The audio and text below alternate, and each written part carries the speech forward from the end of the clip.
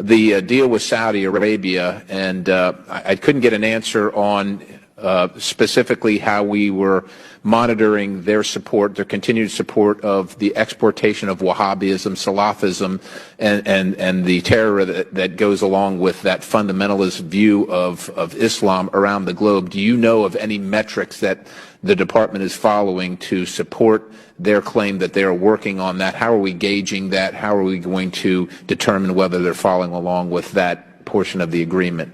Well, one of the outcomes of the President's Summit in Riyadh was the creation of the Center to counter extreme Muslim messaging with Saudi Arabia. This center now exists. It was inaugurated while we were there. The center has a number of elements to attack extremism around the world. One of the elements that we are visiting with them about, and they have already taken steps, the Saudis, is to publish new textbooks that go into the schools that are in the mosque around the world. These textbooks are to replace textbooks that are out there today that do advocate extreme Wahhabism viewpoints around the justification for violence. We've asked that they not just publish the new textbooks, we've asked that they retrieve the existing textbooks so we get those back.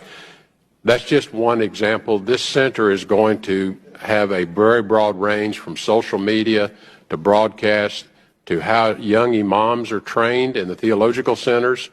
And we are working with them today with the establishment of the new center. What are the measures that we will hold ourselves accountable to?